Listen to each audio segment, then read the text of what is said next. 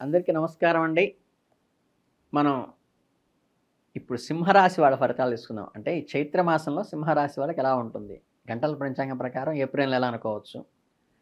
సింహరాశి వారికి ఈ నెలలో ఒడిదుడుకులతో నిండిన ఒకే అవకాశం ఉంటుంది. శని, రాహువు, బుధుడు, సూర్యుడు, శుక్రుడు అనే 5 గ్రహాలు అష్టమ స్థానంలో ఉంటాయి.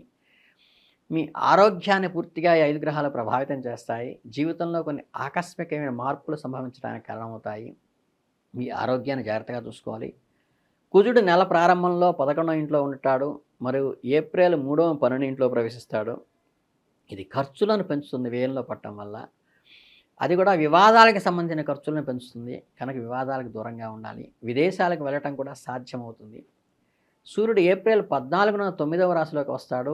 మీ గౌరవ మర్యాదలని, పరపతిని పెంచుతాడు. ప్రొఫెషన్‌ని పెంచుతాడు. ఉద్యోగ స్థాయిని కూడా పెంచే అవకాశం ఉంది. అలాగే వ్యాపారం చేసేవాడు జాగ్రత్తగా ముందుకు సాగాలి. లేకపోతే కొన్ని సమస్యలు ఎదురుకావచ్చు. చట్టపరమైన సమస్యలు చిక్కుకోకుండా ఉండండి.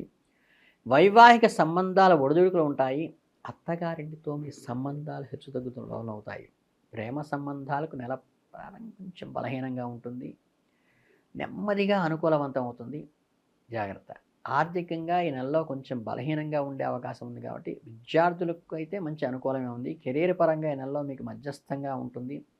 దేవగురువైన బృహస్పతి ఈ నెలలో మొత్తం మీద 10వ ఇంట్లో కూర్చుని ఉద్యోగంలో మీ స్థానాన్ని, చదువులో మీ ప్రొఫెషన్ని మంచి గురు అనుగ్రహంతో ముందుకు తోస్తాడు కాబట్టి 10వ ఇంటి అధిపతైన శుక్రుడు మన శని, సూర్యుడు, బుధుడు మరియు రాహులతో కలిసి నెల ప్రారంభంలో అష్టమంలో ఉంటారు కాబట్టి మీకు ఏదైనా కుట్ర పట్ల జాగ్రత్తగా ఉండండి.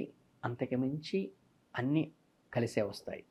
ఏప్రిల్ ప్రారంభం కాగానే 3 రోజులు కుజుడు 11వ ఇంట్లో ఉంటాడు. మరియు మీ ఆదాయాన్ని బాగా పెంచుతాడు.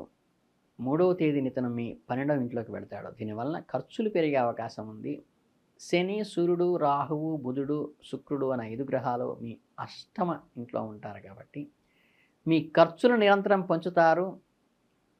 మీ సమయంలో ఏదో ఒక రకమైన రహస్యాలను పొందే అవకాశం ఉంది. కొంచెం ఆయుష్ హోమం లాంటివి చేయించుకుంటే చాలా మంచిది. ఎందుకంటే అలా చేయటం వల్ల మీరు నష్టపోకుండా ఉపయోగపడుతుంది. ఏప్రిల్ నెలవారీ జాతకం ప్రకారం చూస్తే ఏంటంటే నెలలో ఆరోగ్యపరంగా కొంచెం బలహీనంగా ఉండే అవకాశం ఉంది. మీ రాశాధిపతి అయిన సూర్యుడు శని, రాహు, బుధులు, శుక్రులతో కలిసి అష్టమ ఇంట్లో కూర్చుని బాధలు కలిగిస్తారు. అతను ఆరోగ్యకారకుడు కాబట్టి ఆరోగ్య సమస్యలు ఎదుర్కొనే అవకాశం ఉంది. 3వ తేదీ నుండి కుజుడు 12వ ఇంట్లోకి వెళతాడు. కేతువు 2వ ఇంట్లో ఉన్నప్పటికీ మీ సమస్యలను పెంచుతారు. 5 గ్రహాలు మీరు మంచి అనుకూలాన్ని కలిగించినప్పటికీ వాటిలోని పాపగ్రహాలు మీకు ఇబ్బందిని కలిగిస్తాయి. అలాగే బుధుడు మరియు శుక్రుడు వరుసగా 7 మరియు 12వ తేదీల్లో ప్రత్యక్ష స్థితికి వస్తారు. అప్పుడు ఈ పరిస్థితులు కొంత మెరుగవుతాయి. ఆ తర్వాత 14వ తేదీన ఉన్న రాశిలోకి మేషంలోకి 9వ ఇంట్లోకి వెళ్ళడం జరుగుతుంది. మీ ఆరోగ్య సామర్థ్యాన్ని బలపరుస్తుంది. మీ ఆరోగ్యం నెమ్మదిగా సరైన మార్గంలోకి వస్తుంది.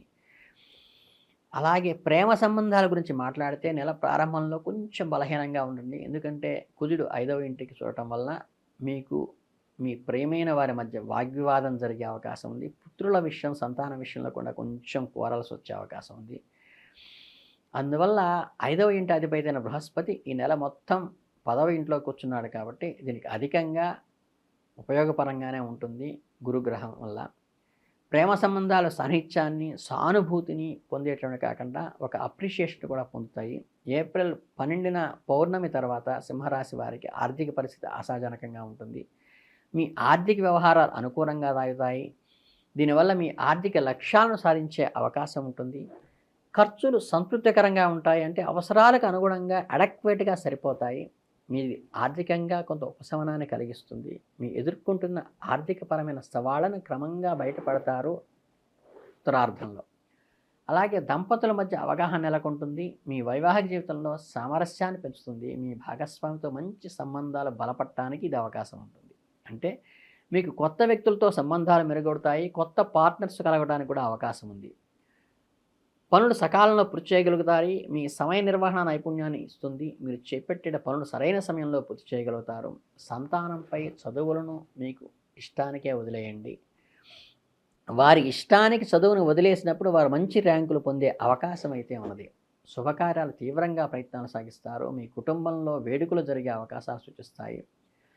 అలాగే మధ్యవర్తులను విశ్వసించవద్దు. ప్రతి విషయంలోనూ క్షుణ్ణంగా మీకు మీరుగా పరిశీలించుకుని మాత్రమే ధృవీకరించుకుని ముందుకు అడుగు వేయండి. గృహానికి సంబంధించిన మరమ్మతులు నిర్మాణాలు చేపడతారు. ఇంటిని మెరుగుపరచడానికి మీ చర్యలు తీసుకుంటారు. మీ ఇంట్లో మార్పులను చేస్తారు. పదవుల నుంచి తప్పించుకోవలసినటువంటి పరిస్థితి కొన్నిసార్లు వస్తుంది. కొన్ని బాధ్యతల నుండి విముక్తి కలగవచ్చు. అది మీకు మంచినిస్తుంది. ఆందోళన పడాల్సిన అవసరమే లేదు.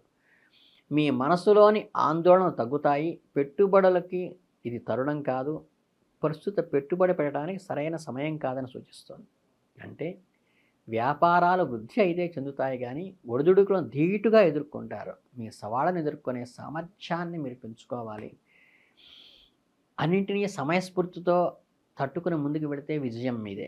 ఉద్యోగస్తులు, ఉపాధ్యాయులు పనిభారము, విశ్రాంతి లోపము, ప్రెషర్ కూడా పెరుగుతుంది. మానసిక ఒత్తిడి కలుగుతుంది.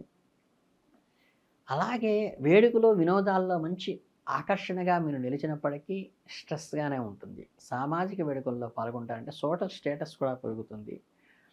మరియు కొన్ని సవాళ్ళను ఎదుర్కొన్నప్పటికీ వాటిని అధిగమించి కొత్త మార్పులను చొరగొంటారు. ఆరోగ్య సమస్య నుండి బయటపడతారంటే ప్రతిరోజు సూర్య ఆరాధన చేయటం, ఆదిత్య హృదయం చదవటం మంచిది. అలాగే సూర్య భగవానుడికి సూర్యోదయం సమయంలో అర్ఘ్యం వదలటం కూడా చాలా ఉపయోగపడుతుంది. అలాగే మహాశివుని ఆరాధించటం, ఇంట్లో అయినప్పటికీ శివాభిషేకం చేసుకోవచ్చు, లేదా దేవాలయ దర్శనం చేసి కూడా చేసుకుంటే మంచిది. అలాగే మీ ఉన్నత విద్యకు మంచి ఉత్సాహాన్ని కలిగిస్తుంది. కాకపోతే మనం కోరుకున్నది, ఆశించిన దాంట్లో మనస్సాక్షిని అనుసరించి కనుక ఆ మార్గంలో మునికెళ్తే అత్యంత విజయం మీరు సాధించగలుగుతారు. కాబట్టి వీళ్ళకి కొంచెం స్వేచ్ఛనివ్వవలసిందిగా వాళ్ళ తల్లిదండ్రులకి మనస్ఫూర్తిగా కోరుకుంటూ అందరికీ శుభాభినందనలు, ధన్యవాదాలు. అలాగే ఇంకా ముందుకు వెళ్ళినట్లయితే ఏంటంటే, మీకు అన్ని గ్రహాలు కూడా అష్టమంలో ఉండటం వల్ల ఏంటంటే, ఒక రకంగా ఇది వివాదానికి సంబంధించింది. ఆరోగ్యపరంగా కూడా కొన్ని చిక్కులు కొందరి వల్ల వచ్చే అవకాశం ఉంది. కాబట్టి పూర్తి రెస్ట్ తీసుకోండి. సమయానికి నిద్రపోవటము, సమయానికి ఆహారం తీసుకోవటం చేయండి. సమయస్ఫూర్తితో వ్యవహరించండి. చక్కగా ఉన్నతమైనటువంటి అధికారులతోనూ, జీవిత పార్ట్నర్స్తోనూ మంచి అండగా నిలవటం అయితే మీకు జరుగుతుంది. కాకపోతే ఏంటంటే, మీరు చేయవలసింది ఏంటంటే, ఈ సూర్యుడికి అర్ఘ్యం వదలటము, ఆదిత్య హృదయం చేయటము, ఎర్రని పూలతో అమ్మవారిని పూజించడం వల్ల ఈ వివాదాలంటి మీరు బయటపడతారు. ఇంతకు మించి నాకు తెలిసి మీకు పెద్దగా పరిహారాలు ఏమి అక్కర్లేదు. మీరు వీలైతే నవగ్రహ స్తోత్రం కూడా అంతా 6-7 నిమిషాలు పడుతుంది. రోజు ఒక్కసారి చదువుకోండి. అన్ని గ్రహాలు అనుకూలించి మీకు మంచి ఫలితాలు, అష్టమ స్థానంలో ఉన్న 5 గ్రహాలు మీరు అనుకూలంగా ఉండాలని మనస్ఫూర్తిగా కోరుకుంటూ అందరికీ శుభాభినందనలు, ధన్యవాదాలు.